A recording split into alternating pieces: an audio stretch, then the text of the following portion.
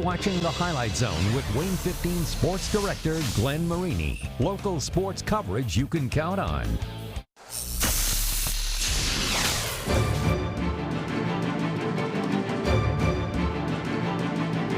They're a good team. They've ended our season for 2 years. They're a physical team. They're no pushover. Everybody knows they like to run the ball, so we got to be physical. We match their physicality and their aggression, and I think we'll have a good night. I'm just excited about, taking in all the memories. It's the senior year, last run in the playoffs. Football begins in late October and goes through November. It's playoff time. It is. It's, you win, you advance.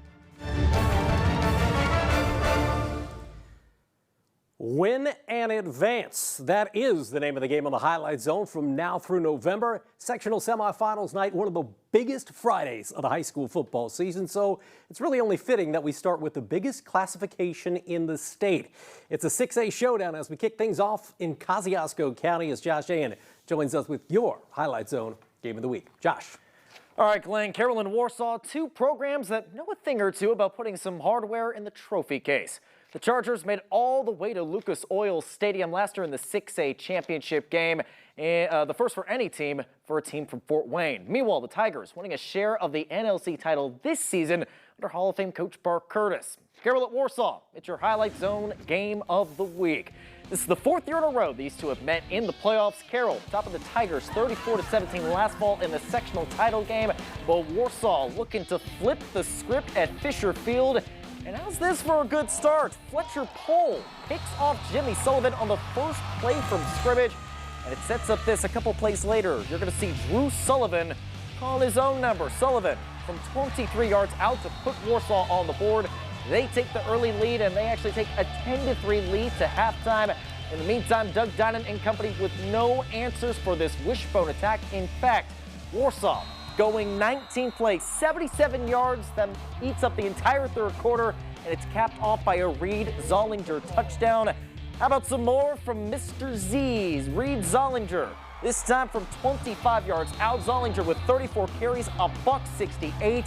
That makes it a 24-3 Warsaw lead. But Carroll, these Chargers with no quitting them in the final moments, you're going to see Jimmy Sullivan to Brady Road for a touchdown, but it is too little too late as Carroll, last year's 6A state runner-up, goes one and done at the hands of Bart Curtis.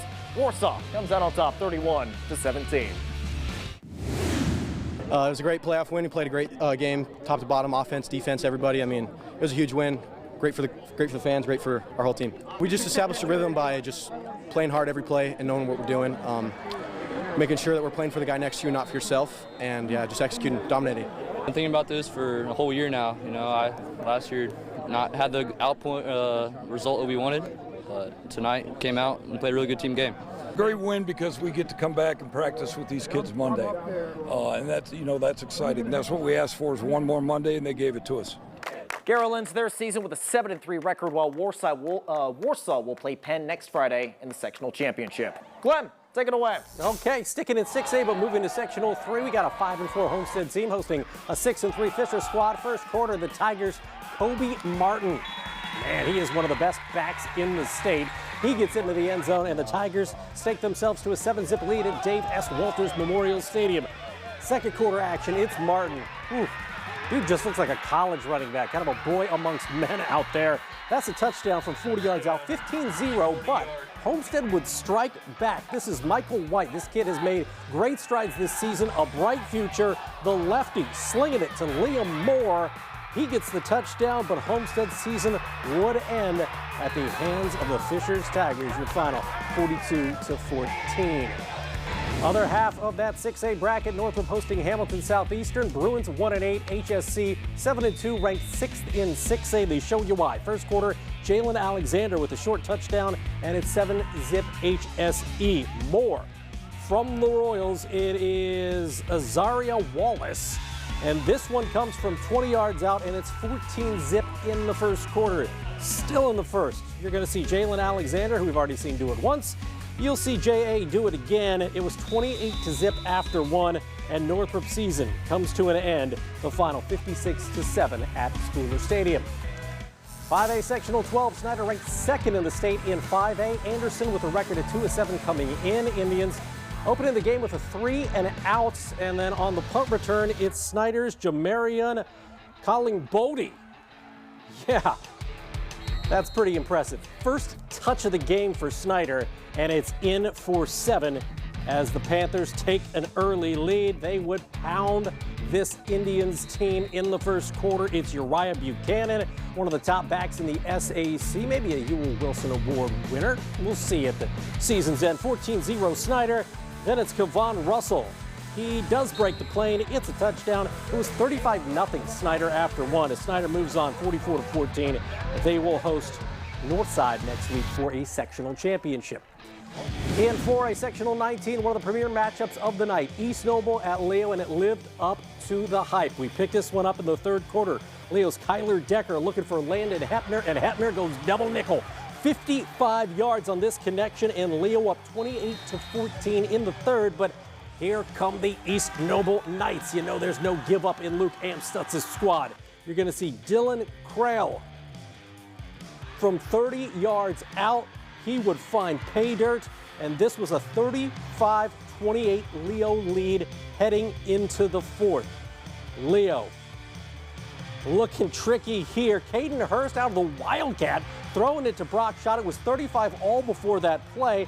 That gives Leo a 42-35 lead. East Noble right back. Xander Brazel to Krell. This goes 72 yards. Are you kidding me? This was a shootout at Lions Field, and that knots it at 42 all. But Leo marches the football down the field with 4 seconds when they snap it. Time expiring as the kick is up, and Riley Stewart puts it through the uprights, and they win on a last-second field goal. Do the Leo Lions in an instant classic, 45-42. Yeah. I knew it was going to be a pressure kick. They're going to do anything they can to ice me, but I knew I had it in me, and I pulled through with the victory, so that's what we needed. It's a big win. Our team, this team, we came up short a lot in sectionals against that team, and we just worked so hard. We fell to New Haven, and we didn't want to lose again. We feel we lost in the sectional title game last year, and you know our goal was to get back, and we're back now, and we gotta finish the job now. Who will they try to finish the job against next week? We've got Dwenger on the road against the high-scoring DeKalb Barons for the right to play Leo. First quarter action, Carter Minix from Ethan Springer. That's a good combination. It goes 65 yards, and right off the bat, the Saints lead this one 7-0. But DeKalb, man, they hung around in this one, no doubt about it. Caden Hinkle's been doing it all season for Coach Wilcox and company. He's in on the 1-yard touchdown run. Missed PAT, though. 7-6 Saints still up. Second quarter action, we mentioned Mr. Hinkle and Caden. Look at that man go. Caden Hinkle all the way to the house, and the Barons stake themselves to a 13-7 lead in the second. But Dwenger's defense looking good here. Christian Lazada, all conference in the SAC. He had a touchdown on an interception return as Dwenger wins this one 42-28. So we got Dwenger and Leo at Leo next week for a sectional championship. Take a look at that interception for a touchdown there from Lazada. It's going to be the Saints and the Lions next Friday. For a sectional 20, Columbia City coming off a sectional title last season. Eagles would have to get through a tough 10-0 Mississinawa squad to keep their season alive this year. First quarter action, Mississinawa doing it with D. It's Ian Newsom with the interception for the Indians, and that would keep it scoreless in the first quarter. Second quarter, we'd see the Indians get on the scoreboard. Andrew Monday having himself a pretty good Friday. It's a touchdown catch right there, and Mississinawa up 7-0 on the road at Columbia City. You're going to see Columbia City's Noah Pletcher come up with a 41-yard gain right here. The drive, however, would stall, and Columbia City's season comes to an end. 31-15, Mississinawa going to get Kokomo next week. For a sectional 18, Wawasee took down 8-1 South Bend Riley last week. Could they stay hot against Northridge? The answer in one word, no, because Northridge is pretty darn good. Second quarter, that was Travis Henke, and it was 42-0 Northridge. Then right before the half, Braden Clark to Derek Sherwood. And he's into the end zone as Wawasee season ends against Northridge, 49-20 the final there. 3A, Garrett at Heritage. The Railroaders 5-5 this season. The Patriots 9-1. Now, Justin Kinney and I said on Monday that this Garrett team is tricky. They're good. People don't talk about them, but they've had a solid season. That's Blake Lewis blowing up the screen right there for the Railroaders. Later, it's Kobe Meyer doing what Kobe Meyer does. There's a reason Heritage had some great success in the regular season. He picks up the first down, about 15 yards right there. Later on the drive, you'll see Meyer rush it in to give Heritage a 6-zip lead, but Garrett comes back, scores 20 unanswered. They go to Monroeville and win as the Railroaders take it 26 over Heritage. Battle of the Unbeatens right here. We got 10-0 West Noble on the road to face 10-0 Knox. The Redskins, no doubt pretty good. We pick it up in the fourth quarter. Miles McLaughlin with a touchdown run right there, and Knox is up 15-6. Would Monty Mayhorter's team respond? They would here. It's Drew Yates to Jalen Schaefer for the touchdown. That made it a 15-3 game, but West Noble down, and that would be your final as West Noble's season, good as it was, comes to an end against the Knox Redskins. 15-13, the final. Knox is going to get John Glenn next week as they knocked out Fairfield 25-8 tonight. Well, that does it for 6A through 3A, but coming up, some big-time games from the smaller schools here in Northeast Indiana, and that is the case in the Parlor City, where Bluffton, 8-2 on the season, ranked 8th in the 2A state poll, as the Tigers trying to keep their season alive against a perennial 2A powerhouse in the Eastbrook Panthers. Also in 2A, it's becoming a highlight zone tradition in the playoffs. NECC Small Division champ Eastside traveling to SAC co-champ Bishop Lowers. Would we have another instant classic like in years past between the Blazers and the Knights? We're about to find out. We've also got trips to Manchester, Southwood, and even over to Ohio. All that coming up next in The Zone. We're the Bluffton Tigers, and you're watching the Highlight Zone. Don't go anywhere. Here at Bishop Lewis, round 2 of sectionals. Highlight Zone is back. All right, Eastside may play in the NECC and Lewers may play in the SAC, but despite being from different conferences, the Blazers and Knights are very familiar foes. This season, the 5th year in a row, those two have met in the playoffs. Eastside winning 2 of their previous 4 matchups against the Knights, and Lewers winning 2 of their previous 4 matchups against the Blazers. So, who's going to come out on top in this rubber match at Lewers Field? Knights want to share the SAC title this year. Eastside won its 5th straight NECC Small Division title, third quarter 14-7 Lewers, but Gage Spalding, and Spalding says, you'll get nothing and like it. He takes this one on the interception deep into Knights territory, and that would set up this, a field goal by Ethan Barnes, and Eastside cuts the deficit to 14-10. And oh baby, we got ourselves a game at Lewers Field. Later in the third, the Lewers defense bending, not breaking. Damian Jackson, one of the underrated members of this Lewers team. Jackson gets the tackle for loss. We head to the fourth quarter, still at 14-10. In the fourth, the Lewers defense, again, bending, not breaking. They get the pass, the PBU there from D. Hogue, and that would help seal it as Lewers in a celebratory mood.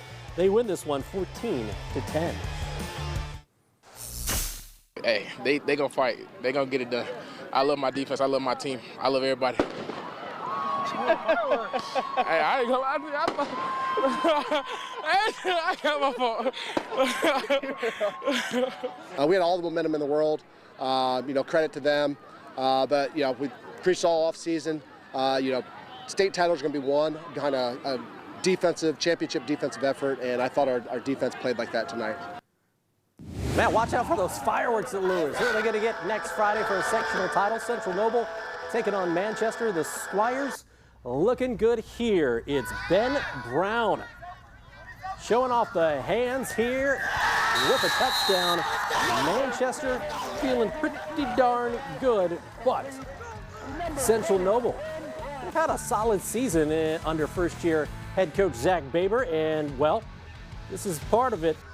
How about that? Brody Morgan to Drew Pleat, a 17-yard screen for a score. This one back and forth, but it's Manchester winning 28-21, so Lewers will travel to Manchester next Friday night for a sectional championship game. 2A sectional 36, Bluffton hosting Eastbrook. The Tigers coming off a road win against 6th-ranked Alexandria last week. They would stay hot thanks to this guy, Kamel Moore. Healthy, Oh, and Hardy. Dude's only a sophomore, but you saw him break free for the touchdown here.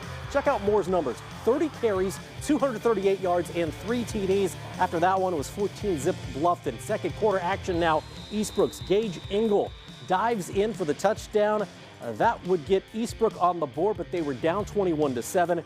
And Coach Kunkel going to his workhorse, Mr. Moore, for the touchdown. And Bluffton is moving on. They win 35-21. They will host Eastern next week for a sectional championship. 1A Sectional 44, Adams Central ranked second in the state. The Jets making the trip to Southwood to face the Knights in this kind of a classic Jets game. They score early, they score often. Jack Hamilton to Trevor Curry, they make it look easy. And it's 7-0 AC. Later, Hamilton, what a job he's done taking over at the quarterback position this year. He scrambles and finds himself taking a hit, but he's in for the touchdown. 14-0 Adams Central. Second quarter, Keegan Bloom up the middle for a TD of his own, 21-zip. And then you're going to see Bloom do it again. Adams Central. Man, a lot of Jets fans think they'll be making reservations for Lucas Oil Stadium. 48-0 the final here. They will travel to Madison Grant next week, will the Jets. Over in Ohio, first round of the playoffs tonight in Division 7. Antwerp hosting Arlington. Antwerp 9-1 in the regular season, ranked 4th in the state in their classification. Second quarter, though, Arlington pulling out the tricks, little fake punt, and they get the first down on the pass, but they would not score on that drive. Meanwhile, Antwerp, they got the football, and they would score. Carson Altimus with the touchdown run, and that makes it 6-zip Antwerp.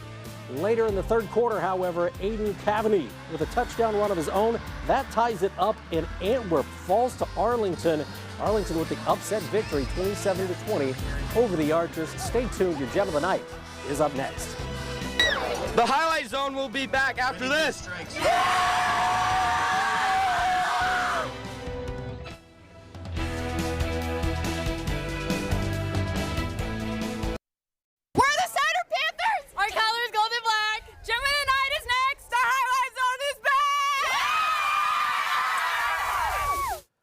Last Friday night, Dwenger with some, let's call it divine intervention.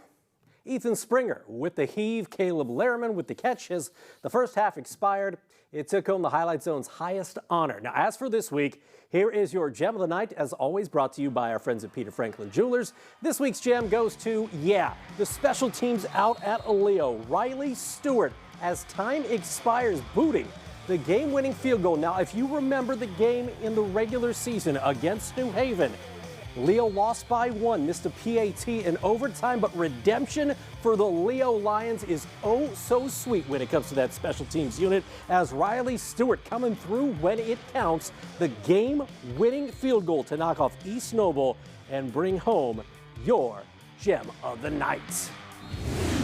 On the soccer field, 2 local girls teams playing for a state title down in Indianapolis tonight. Leo getting the first crack as the Lions facing Guerin Catholic in the 2A championship match.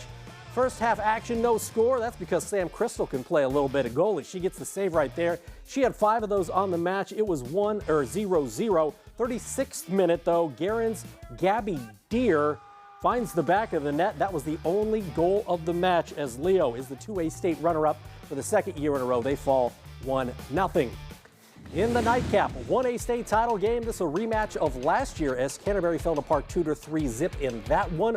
Would the Cavs flip the script tonight in the Circle City? 26th minute, no score. Park Tudor's Dejanay Butler puts one in the onion bag, and Park Tudor, the Panthers, up 1-zip. Second half, check this out. Canterbury's best chance perhaps to score of the match.